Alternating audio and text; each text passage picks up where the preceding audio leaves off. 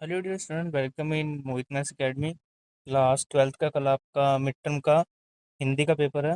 तो ये आपका मिड टर्म का यहाँ पे मेरे सामने क्वेश्चन पेपर है। मैं पिछले साल का 2024-25 इसको डिस्कस करेंगे। पैटर्न आपका सेम ही है, कुछ ज़्यादा चेंज नहीं हुआ है, सेम ही रहता है एज इट इज़। तो ये मैं क्वेश्चन पेपर पहले डिस्कस करते हैं। पहले तो देखो पैटर्न समझ लो। सबसे पहले आपका क्या आएगा, ध्यानपूर्वक पढ़ के पूछे गए प्रश्नों का उत्तर दीजिए। अपठित गद्यांश आएगा, मतलब आपके बुक से नहीं आएगा, कोई भी बाहर से आ सकता है, कोई करंट अफेयर में से आ सकता है। ठीक है, तो पहला तो आपका ये हो गया। ये आपको पढ़ने होंगे, इसके उत्तर यहाँ पे देने होंगे आपको। एमसीक्यू और कुछ लिखने वाले भी होते हैं, जैसा भी आपको नीचे दिखाता हूँ मैं। ये 2 मार्क्स में आपके लिखने वाले आ रखे हैं। ठीक है, तो ये तो आपके उससे रिलेटेड होके बाहर से जो आएगा। बाकी हम क्वेश्चन आंसर पे अगर देखें तो क्वेश्चन आंसर डिस्कस कर सकते हैं। ये आपका, ये आ गया आपका अभिव्यक्ति माध्यम से।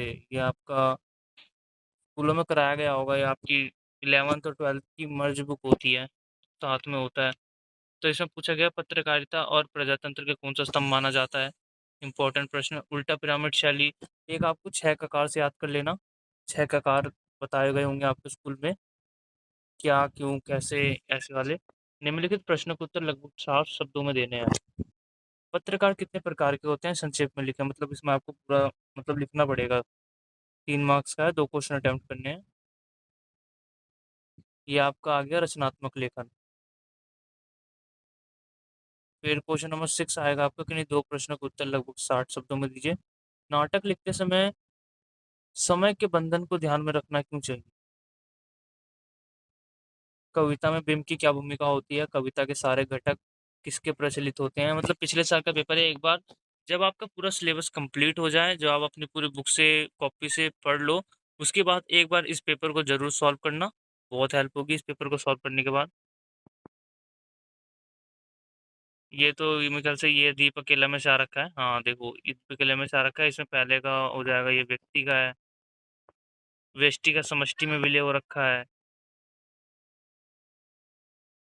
इसमें दीप किस भाव से परिपूर्ण है, पीड़ा एवं दर्द से। बाकी हम क्वेश्चन आंसर डिस्कस करें तो ये, सरोज का विवाह अन्य विवाह से किस प्रकार भिन्न था। मैं जनऊ निज नाथ स्वभाव, इसमें श्री राम के मतलब चरित्र का वर्णन करना है कि वो बहुत स्नेही व्यक्ति हैं। वो बहुत प्रेम करते हैं, वो कभी किसी पे क्रोध नहीं करते। वो गेम मतलब खेल में कभी भी अप्रसन्नता नहीं दिखाते। देवसेना की हार का क्या, निराशा के क्या कारण थे।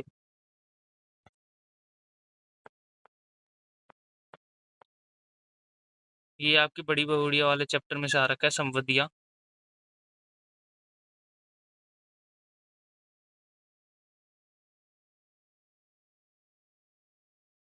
बड़े वाले क्वेश्चन भी आएंगे 5 मार्क्स के। ये सूरदास जगधर ने अपनी आर्थिक हानि को गुप्त क्यों रखा। वो सोचता था कि अगर वो लोग समाज में लोगों को पता चलेगा कि वह धन संग्रह करता है, तो उसको एक लज्जा सी आ रही थी इस बात से।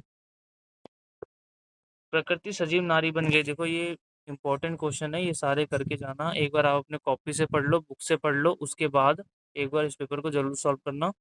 मैक्सिमम 70 to 80% यहीं से कवर हो जाएगा आपका। ठीक है, so thanks for watching. Video को लाइक कर दे। कल इसी चैनल पे मैं आंसर की अपलोड कर दूंगा। Thanks for watching.